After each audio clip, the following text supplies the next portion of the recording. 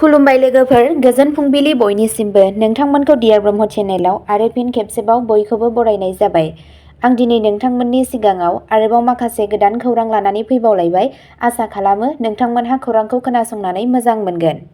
आरो नोंथांमोनहा बेबादिनो सानफ्रोमबोनि गोदान खौरांनि आपडेट मोननो थाखाय चेनेलखौ साबस्क्राइब खालामनानै लादो आरो खौरांखौ मोजां मोनोब्ला अन्नानै लाइक, शेयार आरो कमेन्टबो खालामनानै होलांब्लानो जाबाय। दिनैनि गिबि खौराङाव दङ 15 आरो 16 नभेम्बराव गोदान दिल्लीयाव बडलेण्ड महोत्सवआव बाहागो लागोन गाहाय मन्थ्रि नरेन्द्र मदिआ। हादरनि राजथावनि गोदान दिल्लीयाव फैगौ 15 आरो 16 नभेम्बराव खुंजानो गोनां बडलेण्ड महोत्सवआव हादरनि गाहाय मन्थ्रि नरेन्द्र मदिआ बाहागो लाफैगोनखौ आगुयै बरायनानै बिटिआरनि मोनफ्रोमबो जिल्लायाव जिल्ला दुलाराय बर' फरायसा आफाद, बर' थुनलाइ आफाद आरो बर' हारिमु आफादनि बानजायनायाव बरायनाय हानजा सुरनाय हाबाफारि लादों। बडलेण्ड फोरबोखौ 15 आरो 16 नभेम्बराव गोदान दिल्लीयाव खुंफुंनाय जागोन। गाहाय मन्थ्रि नरेन्द्र मदिआ बडलेण्ड फोरबोआव बाहागो लागोन। बेनि गेजेरावनो बिटिसि गौथुमनि दैदेननायाव गिबि खेबनि थाखाय बडलेण्ड फोरबोखौ खुंफुंनो थाखाय गुवारै लाहार-फाहार खालामनाय जादों।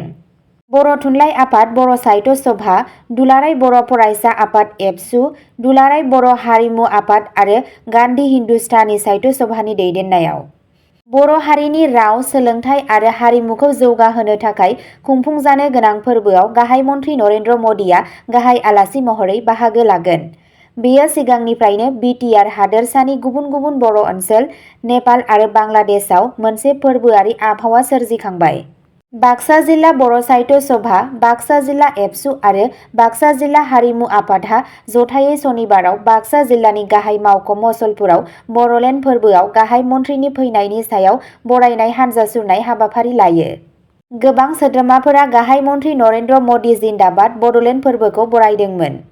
बे समावनो बर' साहित्य सभानि आफादगिरि ड सुरत नार्जारिया दि बडलेण्ड फोरबोनि गोनांथिखौ फिन खेबसे बुंफिनो आरो बुङो दि जों मुलुग दरबाराव जोंनि हादोरनि राव, हारिमु आरो थुनलाइखौ गायसननो थाखाय खौसेथि नाजागासिनो दं।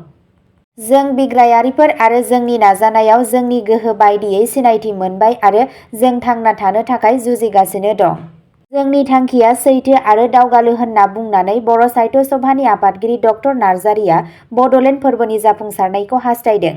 मिरु लोगो गाहाय नेहाथारि दिनास ब्रह्मआ बुङो दि मुलुग बिजिरसालियाव बर'फोरनि राव, हारिमु, थुनलाइ गायसननायनि गुबै थांखिजों 15 आरो 16 नभेम्बराव साननैनि हाबाफारिजों गोदान दिल्लीनि इन्दिरा गान्धी साइ इनडर स्टेडियामाव बडलेण्ड महोत्सवखौ खुंफुंनाय जागोन।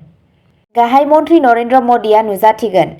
गाहाय मन्थ्रि नरेन्द्र मदिआ इन्दिरा गान्धी साइ इनडर स्टेडियामाव जानो गोनां सेमिनाराव गाहाय आलासि महरै नुजाथिगोन आरो जिआइटेक मोननाय बर'फोरनि हादोरारि दिहुनथाइफोरखौ बेखेवगोन।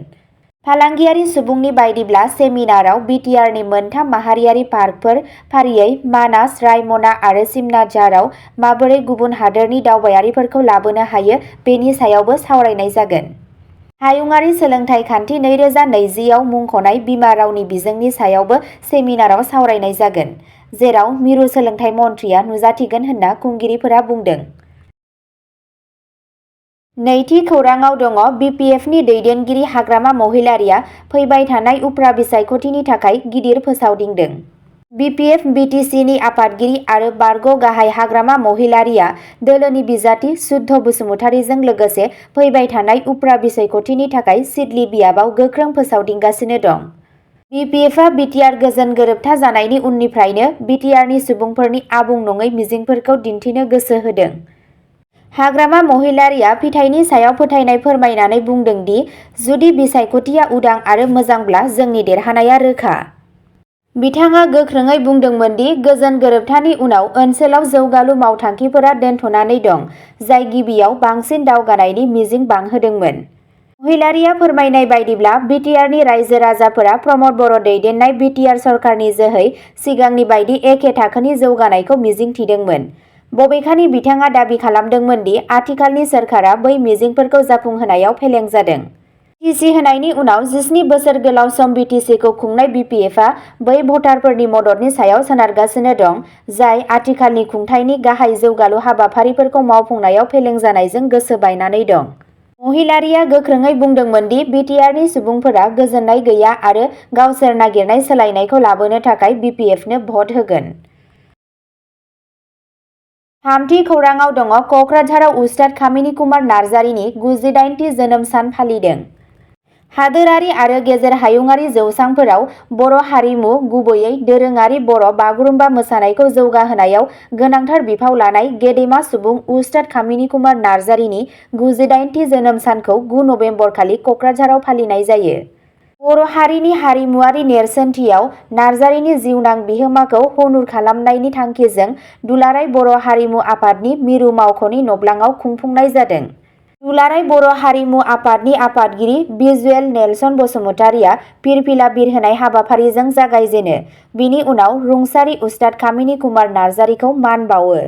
बे हाबाफारियाव आसामनि केबिनेट मन्त्रि उरखावगोरा ब्रह्मजों लोगोसे गोबां मुंदांखा सुबुंफोरा नुजाथिदोंमोन। ब्रह्मआ बर' हारिमुआव नार्जारिनि गोजोर गोहोम खोख्लैनायखौ गोथौयै बाख्नायदोंमोन। मन्त्रि उरखावगोरा ब्रह्मआ गावनि बिबुंथियाव उस्ताद कामिनी कुमार नार्जारिनि मुङाव ओनसोलारि मोसानाय एकाडेमि गायसननायाव मदद होनो थाखाय सोरखारनि थिरांथाखौ फोसावो। बे हाबाफारिनि थांखिया धोनि हारिमुआरि दोरोंफोरखौ संरैखा खालामनाय आरो जौगाहोनाय, जायखौ नार्जारिया सोराङाव लाबोनो थाखाय मेंनो रोङै खामानि मावदोंमोन। 9 नबेम्बर 1926 मायथाइयाव क'क्राझार जिल्लानि बामनाखुरा गामियाव जोनोम मोननाय उस्ताद कामिनी कुमार नार्जारिया बर' बागुरुम्बा मोसानायनि मास्टारल' नङा, नाथाय सासे हारिमुआरि राजथान्दैबो, जाय बुहुमाव बर' दोरोंखौ दिन्थिफुंदों। नार्जारिया 16 मे 1998 मायथाइयाव रुंसारि जादों, नाथाय बिथांनि उनमोनथाइया जोलैफोरखौ थुलुंगा होबाय थादों। बर' हारिमुआरि बिथिङाव उस्तादनि मख'जाथाव बिहोमाफोरनि सायाव नोजोर होनानै हाबाफारिनि बाहागो महरै मोनसे गियान गोनां सावरायनाय जथुमबो खुंनाय जादों। बिबुंथिफोरा बे बाथ्राखौ सावरायदोंमोन दि माबोरै बर' हारिनि मोसानाय आरो देंखोनि दोरोंफोरखौ संरैखा खालामनाय आरो जौगाहोनायाव बिथांनि खामानिया हारिमुआरि फारागथिखौ सुफुंनायाव मदद होदों आरो हारिखौ हायुंआरि आरो गेजेर हायुंआरि स्पटलाइटआव लाबोदों। बिथांनि बिहोमाखौ गनायथि होनानै BTC सरकारा मावख'आरि महरै बिथांनि जोनोम सान फालिनायखौ बर' हारिमु सान महरै फोसावदों, जाय बिथांनि हारिमुआरि उनमोनथाइखौ मान होनो थाखाय बावनाय सान। बे हाबाफारियाव जेराव हारिमुआरि मोजां मोनग्रा आरो हारिनि दैदेनगिरिफोरा बाहागो लादोंमोन, बेवहाय दोरोङारि बर' बागुरुम्बा मोसानायजों लोगोसे हारिमुआरि दिन्थिफुंनायबो दिन्थिफुंनाय जादोंमोन, जाय धोनि हारिमुआरि नेरसोनथिनि नेरसोन उस्ताद कामिनी कुमार नार्जारिया गावनि जिउखौ रैखा खालामनो थाखाय बावसोमदोंमोन। ब्रैथि खौराङाव दङ BTCआव जाख्ल'नायनि जाहोनाव जौगानाया थाबथादों, AICCनि नेहाथारि पृथ्वीराज साठेआ बुंदों। AICCनि नेहाथारि पृथ्वीराज साठेआ शुक्रबाराव चिरांनि सिगनेट हटेलाव मोनसे खौरां मेल खुंदों, जेराव बिथाङा BTCआव थाबथानाय जौगानायनि सायाव जिंगासिनायखौ फोरमायदों। साठेआ BTC खुंथायनि सिङाव सोलिबाय थानाय जाख्ल'नायखौ सोंखारिनानै बुंदोंमोन दि बेयो ओनसोलाव जौगानायाव गाज्रियैनो हेंथा होदों। गुवार जाख्ल'नायनि जाहोनाव BTCआव थासारिया गाज्रि जालांबाय। जौगानायनि थाखाय थोजासे फुंखा आरो खाबुफोर थासेयावबो आथिखालनि दैदेननायनि गाज्रि सामलायनाय आरो अनागारिनि थाखाय जौगानायखौ दबथायनाय जादों, साठेआ खौरां बिबुंसारनि समाव बुंदोंमोन। नेहाथारिया BTCनि सिङाव राजखान्थियारि गोहोआरि गोहोखौबो बिबुंसार होदों, बेखौ नोजोर होनानै दि ओनसोलनि मोननै गाहाय राजखान्थि दोलो इउनाइटेड पिपल्स पार्टी लिबारेल आरो बड'लेण्ड पिपल्स फ्रन्ट मोन्नैबो गावसोरनि भारतीय जनता पार्टीजों लोगो लादों। बे गोरोबथाया ओनसोलारि सुबुं अनजिमानि मुलाम्फानि थाखाय खहा गोनां। BTCआव BJP आरो बिसोरनि बाहागोआरिफोरनि गोनांथिफोरा बेवहायनि सुबुंफोरनि लुबैनायजों गोरोबनाय नङा। साठेआ बुंबावदों दि पारदर्शी खुंथायखौ रोखा खालामनाय, जौगानायखौ बांहोनाय आरो ओनसोलनि गोनांथिफोरखौ सुफुंनायाव गोसो होनांगौ। बाथि खौराङाव दङ सिडली बिधान सभा बियाबनि उफ्रा बिसायख'थियाव हानि जेंनाखौ लानानै राजखान्थि गेलेदों। सिडली बिधान सभा बियाबनि उफ्रा बिसायख'थियाव हानि सायाव राजखान्थि सोलिगासिनो दं। बे खेबाव मोनफ्रोमबो बिसायख'थि फोसावदिं मेलाव BPF दोलोनि आफादगिरि हाग्रामा महिलारीआ प्रमद बर'नि सायाव हा पाट्टा राननायनि सायाव फारागथि लाबोनायनि अजद होबोगासिनो दं।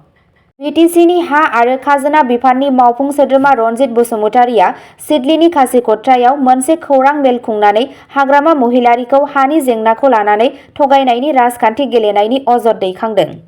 रनजित बसुमतारिया मोनसे खौरांगिरि मेलाव बुङो दि बे सानफोराव BTCनि हा गैजायै सुबुंफोरनि हानि जेंनाखौ सुस्रांनो थाखाय BTC खुंथायनिफ्राय हा राननाय जायो, जाय हाखौ राननायनि 3 बोसोरनि सिगाङाव मीमांसा खालामनांगौमोन। नाथाय प्रमद बर'नि दैदेननायाव BTC खुंथाया बे बोसोरनि जुलाइ दानाव गोजाम हानि खान्थिखौ बोखारदों आरो हा गैजायै सुबुंफोरनो थोंजोङै हा सोनायनि फोरमान होनायनि राहा खालामदों। मख'नो गोनांदि BPF दोलो सरकारनि समाव हा राननाय लाइजामखौ 15,000ल' सुबुंफोरनो राननाय जादोंमोन, नाथाय बिनि उल्थायै प्रमद बर' सरकारनि समाव 2,10,000 हा गैजायै सुबुंफोरनि हानि जेंनाया अफलाइन आरो अनलाइननि गेजेरजों सुस्रांजादों होनना रनजित बसुमतारिया बुंथियो। हाग्रामा महिलारिया आबुं नंखाय बाथ्रानि मदद लादों, जायखौ हानि जेंनाखौ फोजोबनो थाखाय बर' हारिनि अनगायै गुबुन सुबुंफोरा अजद होनानै नासयदोंमोन। रनजित बसुमतारिया दाबि खालामो दि हानि जेंनाखौ सुस्रांनो थाखाय आर'जलाइ होग्रा गुबुन हारिनि सुबुंफोरनि 75% निफ्राय 85% सुबुंफोरा सुस्रांजाबाय। 6थि खौराङाव दङ पाकिस्ताननि रेलवे स्टेशनाव बम बेरफ्रुनायाव सा 20 निबो बांसिन सुबुंनि जिउ खहा। जायगायारि पुलिसनि बायदिब्ला पाकिस्ताननि खोला-सोनाब बलुचिस्तान रायजोनि मोनसे रेलवे स्टेशनाव बेरफ्रुनायाव सा 14 रौनियाफोरजों लोगोसे खमैबो सा 25 सुबुंफोरा जिउ खोमादों। रिपर्टआव बुंनाय जादों दि क्वेटानिफ्राय पेशावरसिम थांनाय गंसे ट्रेनआ लामायाव थानायनि जाहोनाव बे बेरफ्रुनाया जादोंमोन। बे जाथायाव सा 50 निबो बांसिन सुबुंफोरा जोखोम जादों होनना खौरां मोन्नाय जादों। गिबि सानरिखिफोरा इंगित होयो दि बेरफ्रुनाया बुकिं मावख'आव जादोंमोन। जाफर एक्सप्रेसआ प्लेटफर्मआव सौहैनायनि माखासे सम सिगां फुंनि 9 रिंगायाव पेशावरनि थाखाय थांनो थि खालामनाय जादोंमोन। जेब्ला बेरफ्रुनाया जादोंमोन, अब्ला ट्रेनआ दासिमबो स्टेशनाव सौहैयाखैमोन, रेलवे बिफाननि मावख'गिरिफोरा रोखा खालामदोंमोन। सासे गागि मावख'गिरिया खोन्थानाय बायदिब्ला बेरफ्रुनाय थावनियाव सा 100 सो सुबुंफोर दंमोन। सोरखारा बुंदों दि बमा होबथाग्रा हान्जाया फोरमान बुथुमगासिनो दं। बेखौ नोजोर होनानै पुलिस आरो रैखाथि हान्जाफोरखौ जाथाय जायगायाव दैथायहरनाय जादोंमोन। मिथिनाय बायदिब्ला बलुचिस्तान लिबारेशन आर्मी (BLA) आ बे गाग्लोबनायनि बिबान लादों। मोनसे बिबुंथियाव हान्जाया फोरमायदों दि सासे गावखौ फोथैग्रा बमा बेरग्राया रेलवे स्टेशनाव थानाय रौनिया हान्जानि मावथिफोरखौ नोजोर होना टार्गेट लादोंमोन।